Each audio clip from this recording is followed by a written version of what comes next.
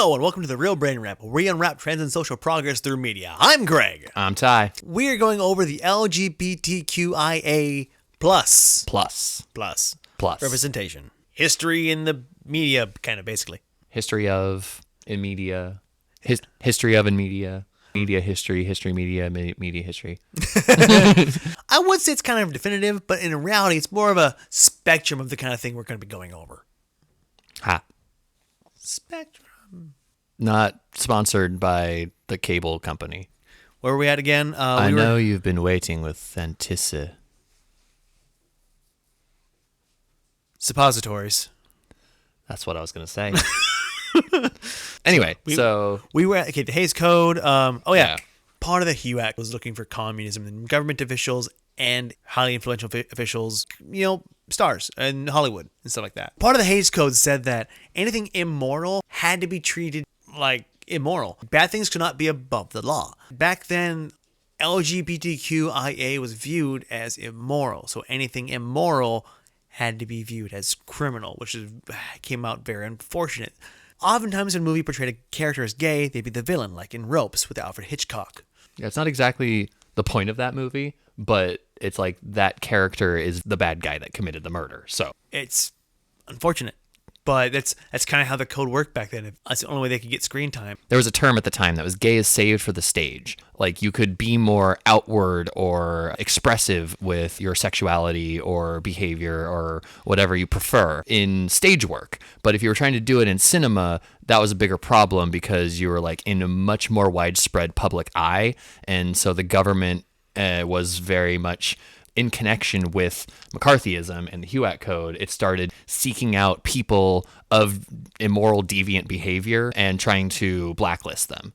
It became known as the Lavender Scare, where there was an actual movement to oust homosexual employees from the government positions and blacklist them.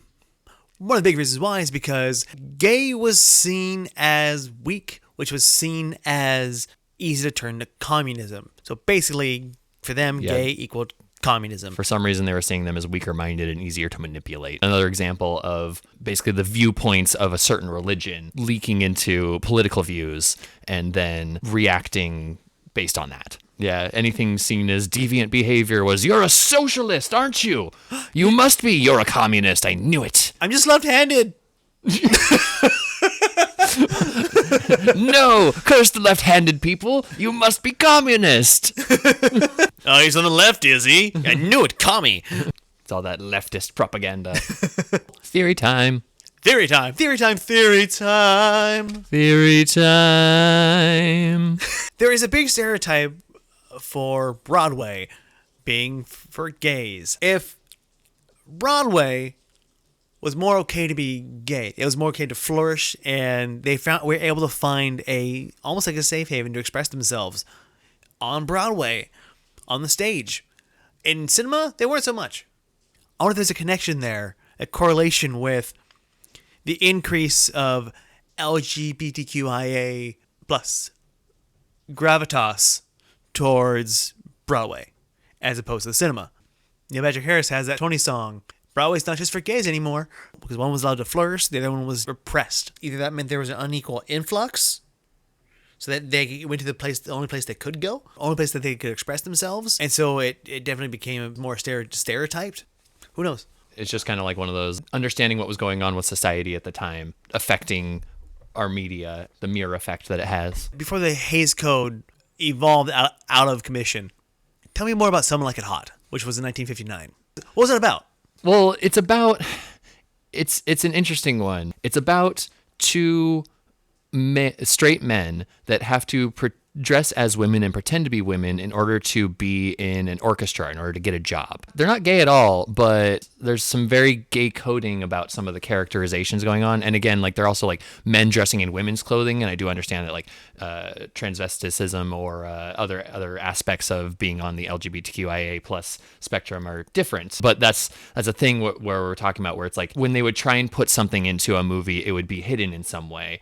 And this movie is still really well regarded. It's well liked by a lot of people, especially within the LGBTQIA plus community. People love Some Like It Hot for the most part. I don't hear much against it, and it's just curious because it's made literally in the prime set of the HUAC and the Hays Code. It's very much like a movie that managed to get made that's indicative of what they were making on Broadway.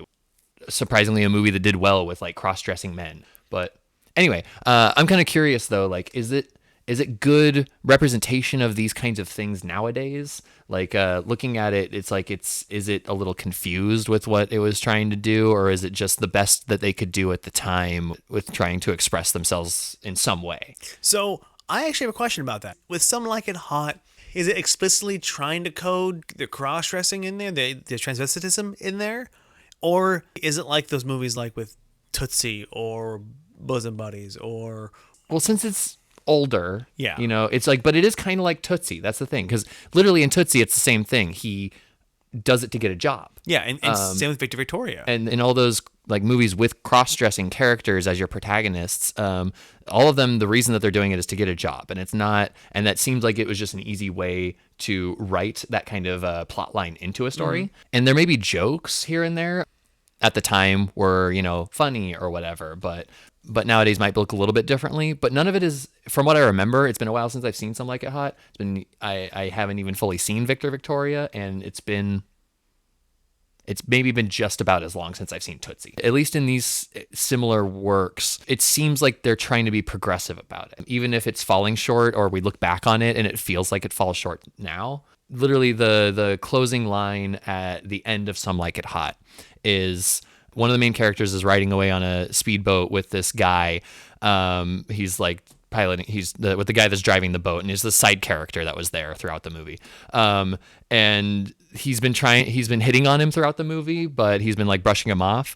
And then at the end, he's like, look guy, he like takes off his wig and he's like, I'm a guy. Like, I don't want to, like, I'm not going to, okay. I'm not going to do this. I'm a guy. And his response is, nobody's perfect. And that's the way that the movie closes, is with it's a funny joke. He just goes, nobody's perfect, you know, but he's totally okay with the fact that he's a guy and he still wants to date him. Then yeah, I'd say that there's definitely a bit of like portrayal right there. A few years later in 1962, there was a movie made that was a portrayal of a very historical famous guy called T.E. Lawrence. Are we talking about Lawrence of Arabia again? We are talking about Lawrence of Arabia again. Yay, Lawrence of Arabia again. So, for those of you who don't know, it was never actually explicitly said. However, Lawrence was probably gay. Or bi. That's how David Lean decided to have Peter O'Toole portray T.E. Lawrence in the movie, was as gay. They can't say it in the movie, but he was like, do it gay. But he told Peter O'Toole to play it that way. Peter O'Toole and Omar Sharif's characters are played as homosexual. Yeah, they're supposed to be like in a relationship or having some sort of sexual relationship with each other off screen, I guess. Okay, in case you didn't know, now you do. Fascinating, right? That was actually one of the first examples of LGBTQIA plus having high box office success without having to code or hide anything. And it was interesting because even though the Hays Code ended in 1968, it was really falling apart and crumbling long before that. Directors were pushing their limits on what they could get away with, and the government was caring less about this kind of stuff by this point anymore. Right. McCarthyism wasn't lasting. Lavender Scare, who cared? It's a good picket sign. Lavender Scare, who cares? Even though there's still laws and guidelines for immoral acts, they were also starting to crumble as well. And especially when a few years later you hit the Stonewall riots. The Stonewall riots helped pave the way for representation. Or LGBTQIA plus as dollar signs. Oh yeah. Yeah. And it's awesome. More representation. Yeah, the studios got to see the mass amount of people that were actually supportive of this. Well, you had writers and directors and artists wanting to portray it, wanting to show the representation on screen. You had the movie studios who saw them as demographics. Yeah. But they were suddenly like, oh, well, yeah, we could make a lot of money off this, couldn't we? But on the plus side, LGBTQIA plus was getting more representation, finally starting to be allowed to be seen. We're going to start talking about it, talking about them more focused in other episodes, but you start getting more like TV representation. We'll track in sitcoms how specific popular sitcoms throughout the decades would each take their crack at trying to have a progressive character or a progressive episode of some kind. There'll be like Bob Newhart or The Golden Girls or Soap or... Yeah. Later on in the 90s, you have Ellen or Will and Grace or Friends. But until then, thanks for watching us delve into LGBTQIA plus history, trend in the media. We're going to try and talk about each example that we come across as best we can, track if it's a good example of progress or a bad one, or if it was good at the time but looks bad looking back on it, all this kind of stuff. And we're hoping to do it in the sake of academia and social progress. Please don't be mad at us. If there's something you'd like us to go over, please tell us. Mention it in the comments. We didn't mention everything that we've already researched because we have to try and get through as much as we can before we then do focused episodes. Man, the Gay Deceiver is interesting. And Zorro the Gay Blade. Yeah. Yeah. But this isn't the right time for that. Please bear with us. Generally, when we start talking about a topic, we like talking about the history of the topic first before we actually get into the topic. Like we said earlier, maybe. We are supportive of anyone and whatever they choose to be. Doesn't affect us as long as they're not hurting anyone. As far as I'm concerned, everybody has an itch to their off. Everyone's different. Everyone has their own thing. Just don't hurt each other and be well. But thank you for tuning in for the Real Brain Wrap. I'm Greg. I'm Ty. Follow us. Subscribe. That too. Yeah. I mean, as long as we're all being friends together, right? Be loving and friendly with everybody. Hit the subscribe button. Follow us on OBNude on Instagram. Follow us on the Real Brain Wrap on YouTube, which you're at right now. And just keep watching it. Just keep watching our show. Has Kevin Bacon ever played a gay character in anything? I need to look this up. I haven't checked. I just wanted to make sure that I mentioned Kevin Bacon at least once in most episodes.